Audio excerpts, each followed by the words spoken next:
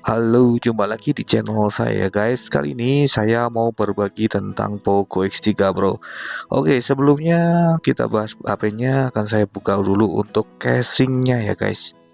Nah, di Poco X3 Pro ini sudah lama saya gunakan sejak 2021 atau 2022 ya kalau tidak salah.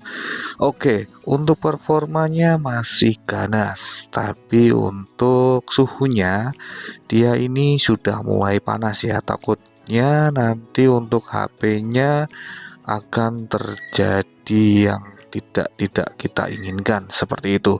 Oke, untuk langkah-langkahnya nanti akan saya bongkar untuk bagian HP-nya yang bagian belakang backdoornya, dan akan saya ganti pasta ya, atau kita ganti thermal pastanya.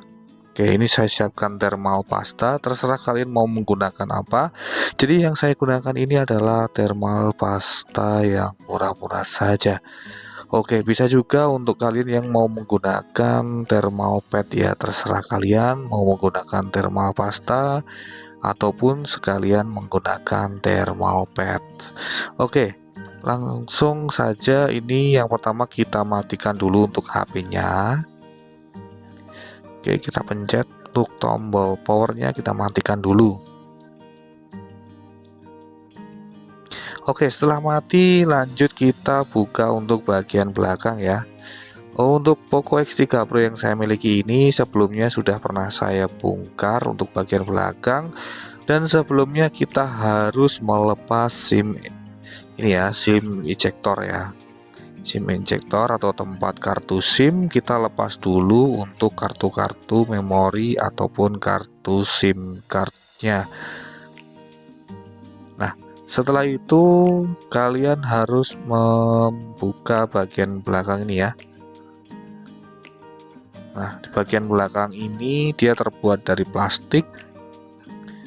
Nah, kita siapkan dulu untuk mika ya. Untuk mika tipis seperti ini, terserah kalian menggunakan mika apapun. Yang saya sarankan menggunakan mika yang tipis, yang tidak merusak bagian backdoor belakang. Jangan lupa untuk bagian yang dekat tombol power ada sebuah fleksibel, jadi hati-hati takut nanti fleksibelnya akan sobek seperti itu ya. Oke, jadi kita cari saja celah-celahnya untuk bagian HP Poco X3 Pro ini. Untuk kalian yang punya Poco X3 Pro seperti ini, saya sarankan wajib mengganti thermal pasta setelah beberapa tahun dia sejak launching ya. Takutnya nanti kalau thermal pastanya sudah kering, nanti akan terjadi sebuah insiden yang tidak kita inginkan, contohnya seperti matot seperti itu ya. Jadi gunakan cara ini agar HP kalian terhindar dari matot. Kalaupun kalian tidak berani melakukan kegiatan seperti ini, saya sarankan kalian menggunakan jasa servis HP ya, seperti itu. Oke, ini saya sudah menemukan untuk celah-celahnya. Jadi kita sayat pelan-pelan seperti ini ya. Ini untuk HP saya sudah pernah saya bongkar. Untuk lemnya ya saya kasih lem lagi dulu sebelumnya, atau kalau tidak salah ini bekas lemnya bawaan atau double tipnya masih lengket. Jadi untuk kalian yang belum pernah membukanya, hati-hati ya, takut nanti backdoornya akan rusak atau lecet. Oke, untuk pelepasan bagian backdoor ini saya percepat ya untuk videonya. Nah, kita lepas dulu. Untuk bagian tombol fingerprint atau tombol powernya ini ada sebuah fleksibel ya, jadi hati-hati untuk pelepasannya, jangan sampai terputus. Di sini ada segel HP-nya, bagian mesin atas dan mesin bawah seperti ini ya. Jadi ini ada beberapa baut juga yang berwarna hijau.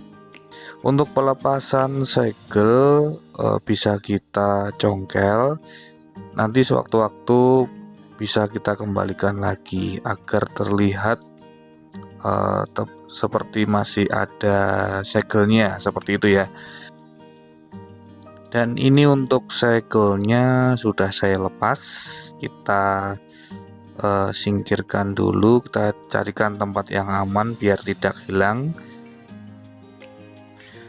Ini akan saya tempelkan di bagian sini aja ya, biar tidak hilang atau mudah dicari. Oke, lanjut kita bongkar untuk bagian mesin atasnya, untuk baut-bautnya yang berwarna hijau ini ya.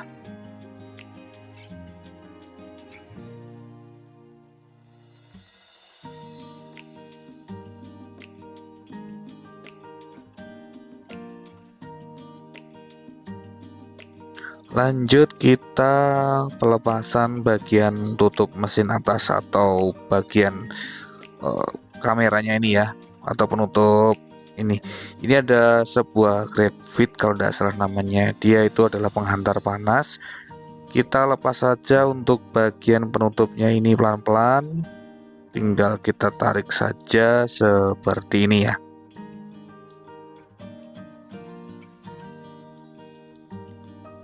Oke, untuk bagian penutup mesinnya ini kita tinggal tarik pelan-pelan saja seperti ini ya.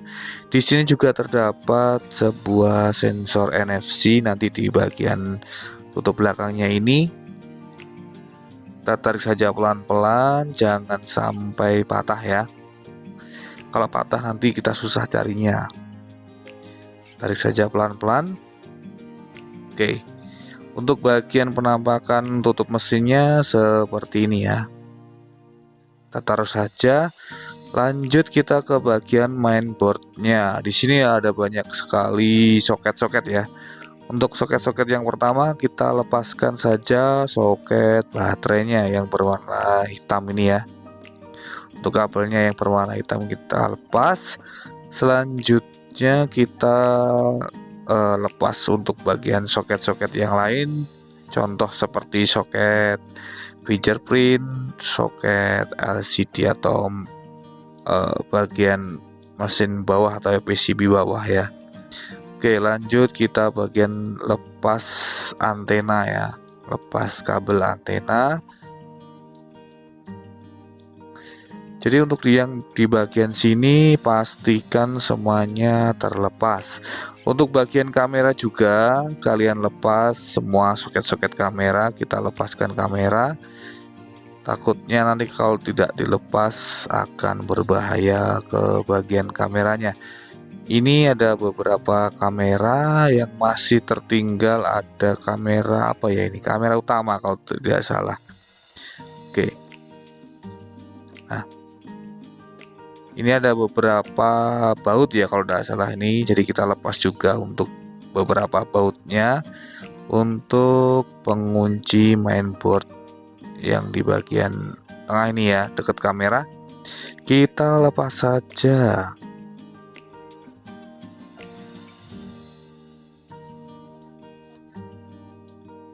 Nah, untuk bagian soket-soket yang belum terlepas, kita lepas lagi. Sekarang tinggal kita tarik saja untuk mainboardnya. Tarik hati-hati ya. Oh, di sini ada ini, ada kabel apa ini namanya? Kabel sinyal kalau tidak salah ya. Jadi kita lepas dulu untuk kabel sinyalnya.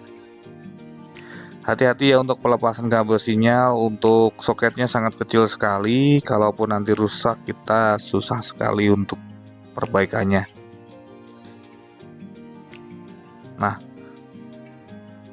Nah, untuk penampakan mainboardnya seperti ini ya. Ini ada thermal pasta yang sudah mengering seperti ini.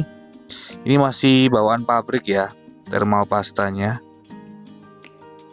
Jadi nanti akan kita ganti agar HP-nya terhindar atau pengurangan suhu, karena suhunya di HP ini sangat panas sekali. Untuk thermal pastanya yang di bagian rangka atau framenya sangat tipis seperti ini ya, sedikit sekali kalau menurut saya ini. Jadi mungkin nanti akan saya kasih agak lebih banyak agar supaya pendinginannya lebih sempurna seperti itu ya. Lanjut kita bersihkan saja untuk bagian bekas-bekas thermal pastanya.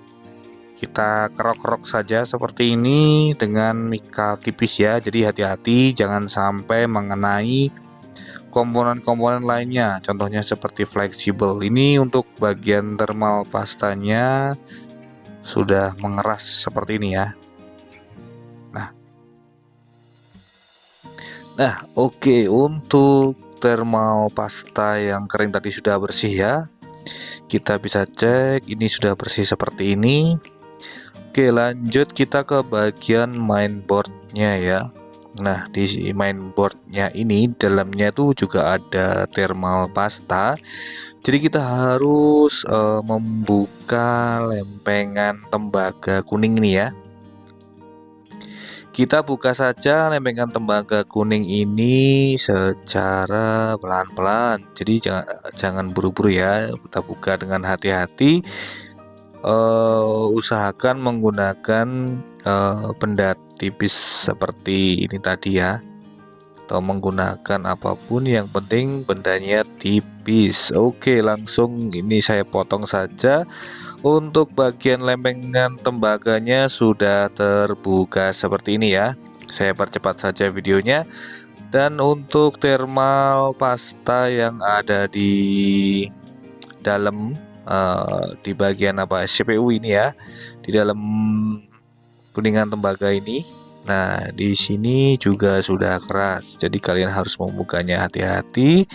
Jangan sampai merusak kuningan tembaga. Kalaupun rusak, sebetulnya juga tidak masalah sih. Yang penting nanti kita kembalikan secara rapi lagi. Oke, untuk thermal pasta nanti akan kita bersihkan lagi ya. Jadi kita bersihkan, nanti akan penampakannya seperti ini ya. Ini sudah saya bersihkan. Kalian bersihkan saja menggunakan benda yang lunak, jangan benda yang keras. Oke, di sini juga ada beberapa thermal pasta yang susah dijangkau, tidak masalah. Yang penting di bagian CPU sudah bersih. Kita gunakan thermal pasta yang baru. Ini saya menggunakan yang versi biasa aja. Kalaupun ada yang mahal ataupun yang bagus, silahkan gunakan yang bagus sekalian agar tidak membongkar-bongkar lagi. Oke, ini akan saya gunakan yang seadanya dulu ya. Kita oleskan ke bagian atas CPU. Ini saya tadi mohon maaf, untuk bagian thermal pad saya belinya untuk yang PC ya. Jadi untuk thermal padnya ternyata terlalu tebal, jadi tidak akan saya gunakan untuk thermal padnya. Kalaupun kalian punya yang tipis, silahkan kalian gunakan. Ini cukup tebal ya. Saya juga bingung kalau tebal seperti ini nanti tidak bisa ditutup ya untuk bagian tembaganya, dan pasti akan mengganjal untuk bagian back covernya ya nanti ya, atau bagian penutup mainboardnya. Ini tebal sekali seperti ini ya.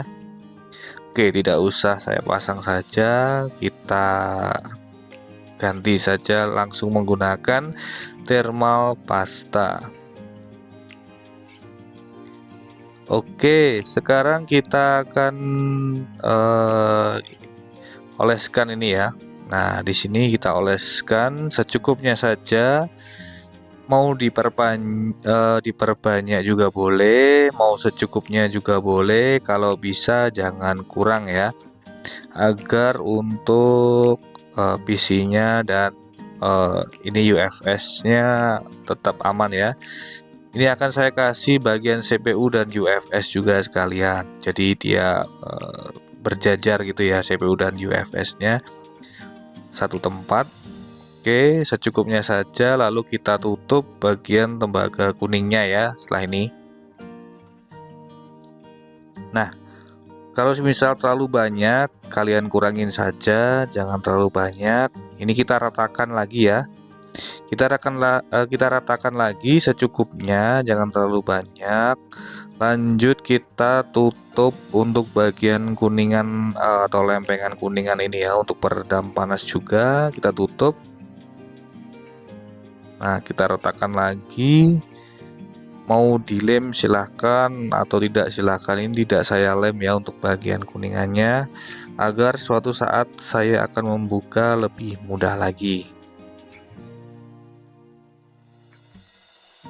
Nah, untuk bagian di luar kuningan, di luarnya kuningan tembaga ini juga saya kasih thermal pasta. Fungsinya dia akan menyalurkan panas juga ke bagian frame ya. Jadi di bagian framenya ini ada sebuah apa namanya kalau tidak salah ya, pendinginan ya.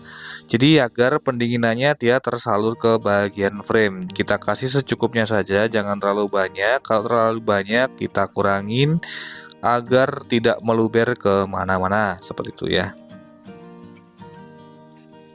Ini untuk yang bagian frame juga saya kasih sedikit agar merata untuk bagian penyaluran panasnya nanti. Lanjut kita ke bagian pemasangan mainboard ke bagian frame ya. Oke, sekarang tinggal kita pemasangan back cover untuk mainboardnya ya. Pemasangan back cover mainboard dan juga pemasangan baut-baut di mainboard ya. Untuk kalian yang mau mengikuti kegiatan yang saya lakukan ini silahkan, kalau tidak mengikuti juga silahkan, karena saya juga bukan tukang servis, jadi mohon maaf jika terjadi kesalahan-kesalahan dalam melakukan kegiatan di dalam video ini ya, mohon maaf ya. Oke, lanjut kita pemasangan soket-soket ya, ini ya, pemasangan soket-soket. Oke, semua soket-soket sudah terpasang semua. Coba kita cek ya. Habis ini kita cek dulu, kita nyalakan untuk HP-nya, apakah HP-nya bisa menyala atau tidak, atau aman atau tidak, atau mungkin ada beberapa soket yang belum terpasang dengan pas. Jadi kita coba nyalakan dulu, kita tes dulu untuk penggunaan HP-nya ya. Oke, HP-nya nyala dengan baik. Oke, untuk HP-nya sudah masuk ke bagian menu home screen ya. Lanjut kita pengecekan untuk bagian HP-nya, apakah ada kendala. Nah, selanjutnya kita tinggal pemasangan untuk bagian back cover untuk mainboardnya ya, dan juga backdoornya untuk penutup belakang. Tinggal kita pasang-pasang saja menggunakan baut-bautnya dan kita lem untuk bagian backdoornya. Oke, untuk bagian mesinnya ini sudah hangat ya. Oke, mungkin untuk videonya sampai sekian dulu. Terima kasih untuk kalian yang sudah menonton. Jangan lupa klik tombol subscribe dan nyalakan lonceng notifikasinya. Semoga bermanfaat untuk kita semua. Sampai jumpa di next video selanjutnya. Bye.